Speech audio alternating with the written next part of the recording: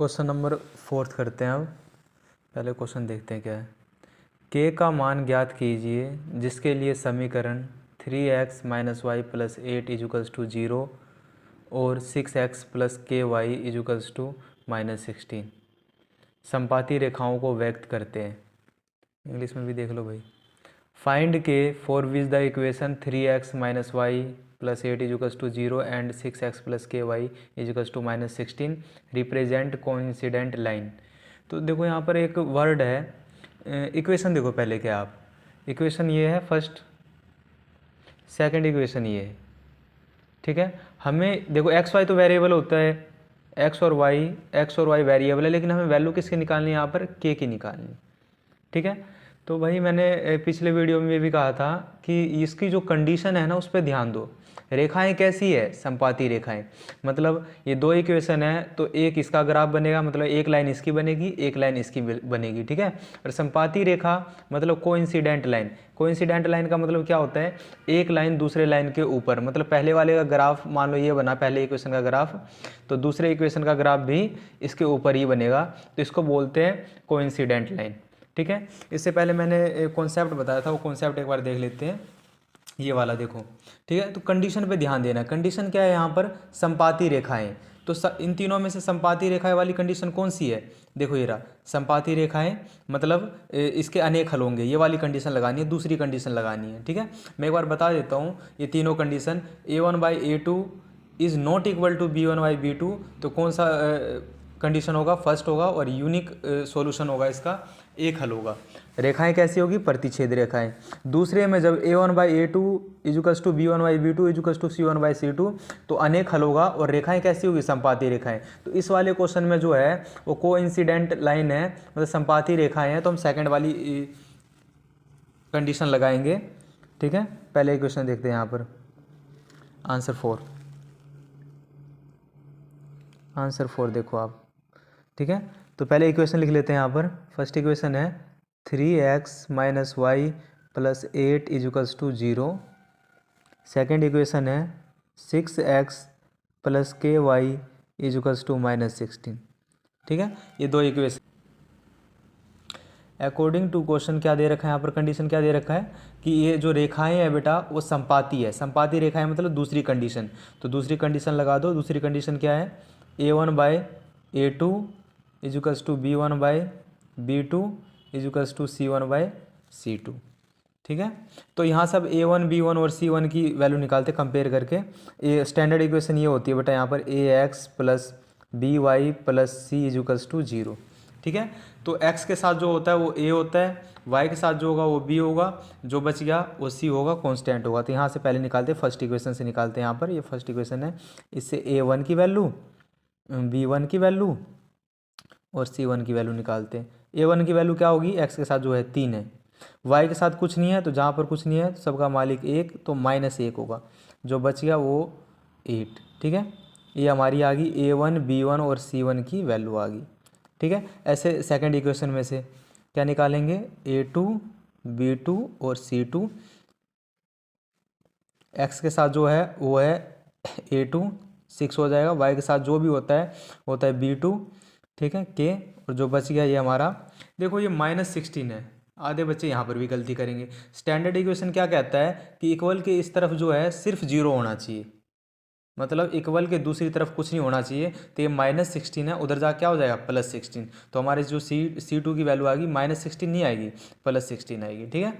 अब देखो बेटा हमारे a1 a2 b1 b2 और c1 c2 इन सब की वैल्यू आ गई। बड़े प्यार से जो कंडीशन दे रखा है, कंडीशन बेटा इन्हीं तीनों में से होगा, ठीक है। या तो बोलेगा एक हल है, या अनेक हल है, या फिर कोई हल नहीं है, ठीक है। रेखाएं की उससे अगर तुम्हें पूछे तो यहाँ पर बोले प्रतिच्छेद रेखाएं, संपाती रेखाएं हैं, या फिर समांतर रेखाएं।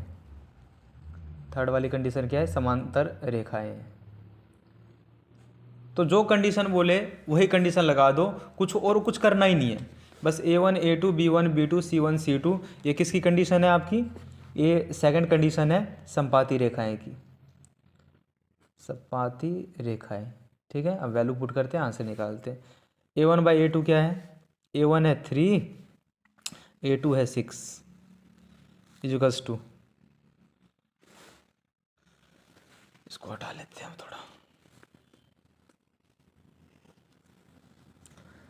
B1 है -1 और B2 है K।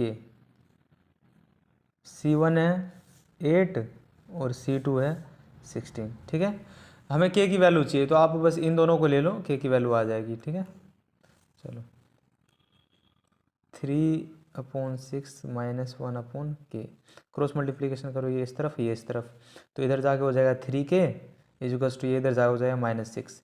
K की वैल्यू क्या आ जाएगी बेटा, ये मल्टीप्लाई में उधर जाके डिवाइड हो जाएगा, 3 1 जा 3, 3 2 जा 6, K इजुकल्स टू -2।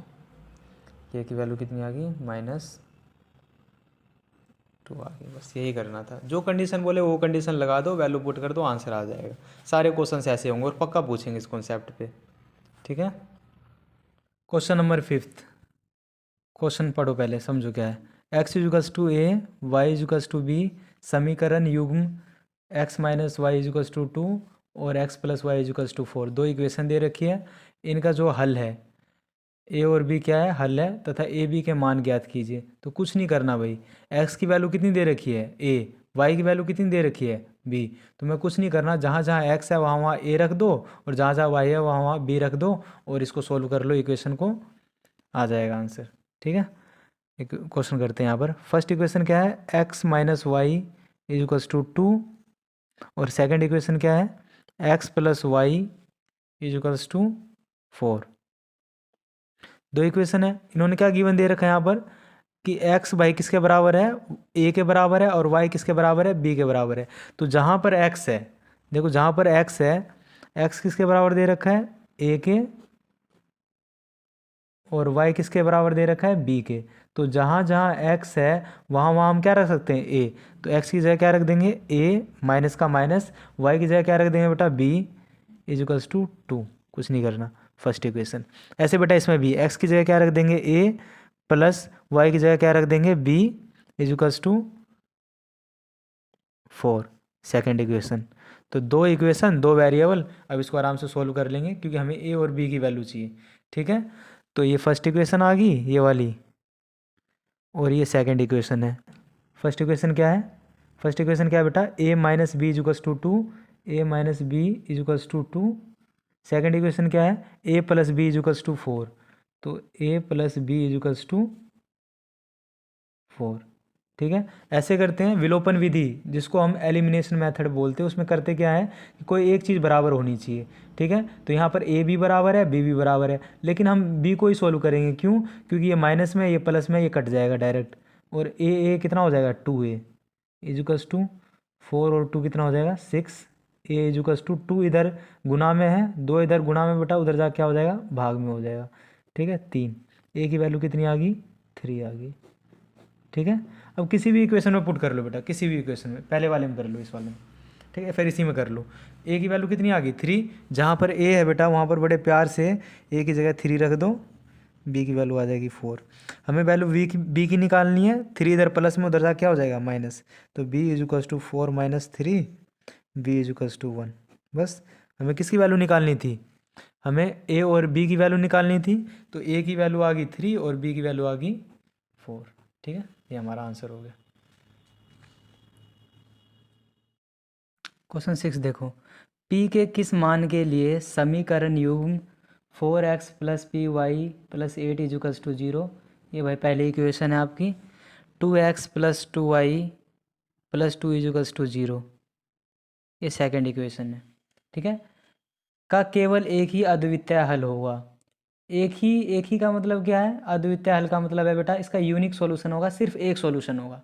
ठीक है, तो कंडीशन पे ध्यान दो, इसके कितने यूनिक सॉल्यूशन है, मतलब इक्वेशन फर्स्ट और ये इक्वेशन सेकंड, जब हम इसको सोल्व करेंगे तो जो हमारे एक्स वाई की वैल्यू आएगी वो सिर्फ एक आएगी। मतलब याद करो, यूनिक सॉल्यूशन के लिए, ये अद्वितीय हल के लिए कौन सी कंडीशन थी हमारी, याद करो, पहली कंडीशन। तो पहली कंडीशन लिखेंगे, वैल्यू पुट करेंगे, आंसर आ जाएगा। ठीक है, फर्स्ट कंडीशन क्या थी बेटा, लिखते हैं a1/a2 is not equal to b1/b2। आपको कुछ नहीं करना है इस टाइप के क्वेश्चंस। ये जो कॉन्सेप्ट है बेटा फर्स्ट वीडियो में मैंने अपलोड कर रखी है, बता रखा है उसमें, वो कॉन्सेप्ट देख लेना।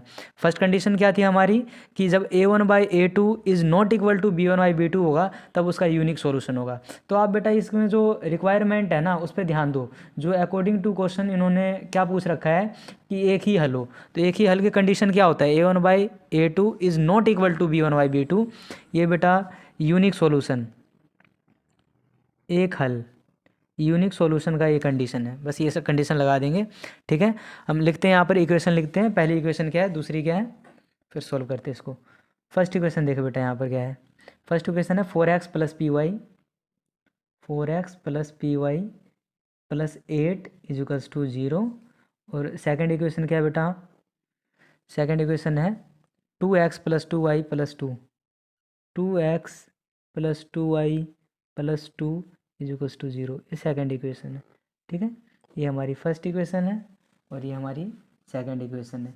अब बेटा यहाँ से हम क्या करेंगे, जो हमारी स्टैंडर्ड इक्वेशन होती है ax + by + c = 0 कंपेयर करेंगे और a1 b1 और c1 की वैल्यू निकालेंगे।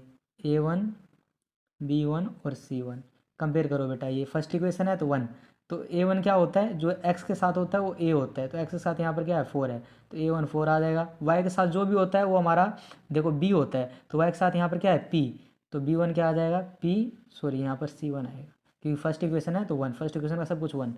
तो c की जगह क्या है बेटा 8 है, देखो 8 है, तो c की वैल्यू कितनी आ गई 8।